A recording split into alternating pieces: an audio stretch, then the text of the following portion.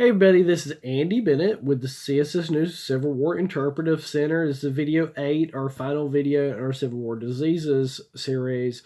I want to take a pause moment, parental advisory. What we're talking about is an adult topic, so if you have small children that you don't want to hear listen to this, or you have children watching this video series, take a moment. You might want to watch the video with them or pre-view this to see if it's okay for them to watch. We'll be talking about mental health in this video, an understudied topic during the Civil War. Mainly going to be focused on what we call post-traumatic stress disorder. Today, it's been called battle fatigue, combat fatigue, shell shock. Most people, recognize it from World War I as being studied.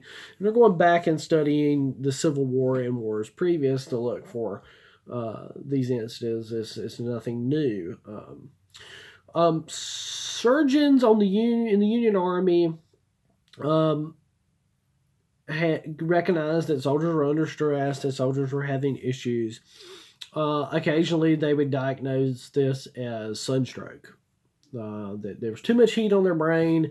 They're not acting right. They need to be cooled down, maybe taken out of combat for a while, rest. They would diagnose them with nostalgia, being homesick, mainly depression is what this is.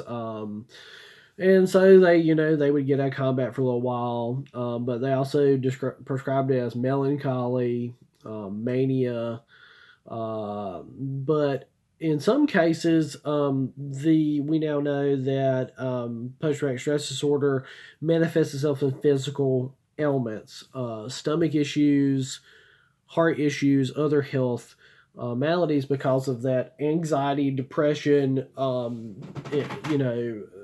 Takes a toll on your body's systems.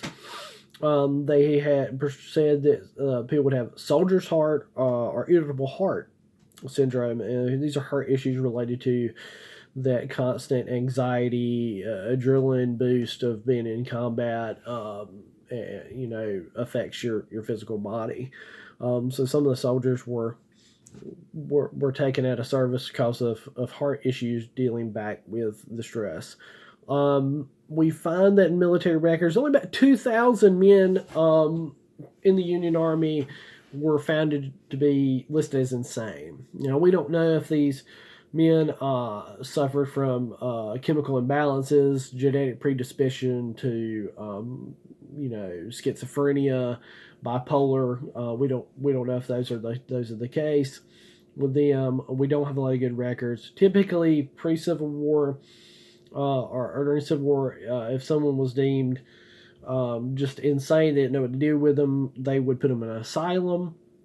If they were violent, they ended up in prisons.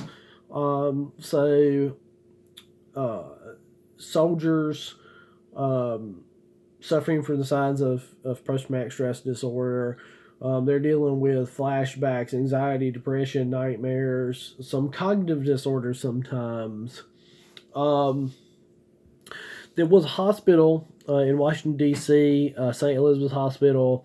It became the first federally funded psychiatric hospital. It's called the Government Hospital for the Insane. U.S. Army and Navy personnel could be taken there for treated for what they call brain illnesses at the time. With the modern research on this, people have went back and taken pension records where you applied for Union soldiers applied for a pension,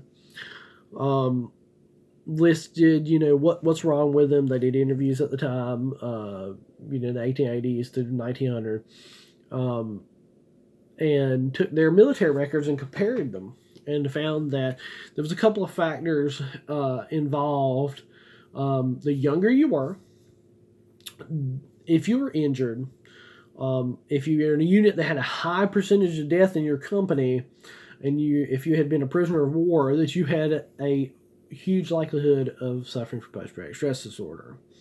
Now, any of those combinations of things, being a young person, of course, it's going to be extra stressful being away from home. Suffering an injury, especially something like a loss of a limb, is going to be super stressful about what's going to go on with you, what you're going to be doing, what your future is. Being surrounded by all your friends and family and your company and tight-knit communities that were recruited and went off to war's companies, or whether close proximity to ship, high numbers of people you know and love dying are going to, of course, affect you. And being a prisoner of war, being captured, and being a prisoner of war north or south were in horrific conditions of starving, being cold, dying of disease. So it's all those factors. But yeah, so the more one of those years, the more likelihood you suffer from what we call post-traumatic stress disorder. There's also post-combat hypervigilance disorder. That's where you can't get in that mode that someone's gonna, it's kind of like a paranoia, but it's from being in combat, being in a dangerous situation, being on guard all the time. You can't get away from that. There's been a bunch of good research. If you're interested in this topic, I'm gonna throw out some other place you can get some information. Diane Miller Somerville is an author that's done some excellent research and excellent writing on the topic of mental health during the American Civil War. So look for her books. There was also a very good case study in the Gettysburg College Civil War papers by Savannah Rose. It's called Murder in Manassas. It follows one Confederate soldier case study of his service, and then post-war his propensity to solve things with violence, which eventually, of course, from the title Murder in Manassas leads to a murder. It's very well done. I would suggest you read that if you're interested in this topic. I've always wondered how the combination of men suffering with some of these post-traumatic stress disorder, being trained to deal with things from a young age, to solve everything with violence, suffering with alcohol abuse and drug addiction, how some of the famous outlaws, gunfighters, lawmen, that a lot of them were Civil War veterans, how that shaped the American West and how we see the Wild Wild West today. It's always intrigued me. Thank you for joining us for this video series. Hope you learned something. Hope you're enjoying them. Check out some of our other video series. We have a Civil War cooking series and a food preservation series that I do. And always check out our YouTube, our Facebook, and our Instagram page for more videos. Thank you for watching, and see you again sometime soon.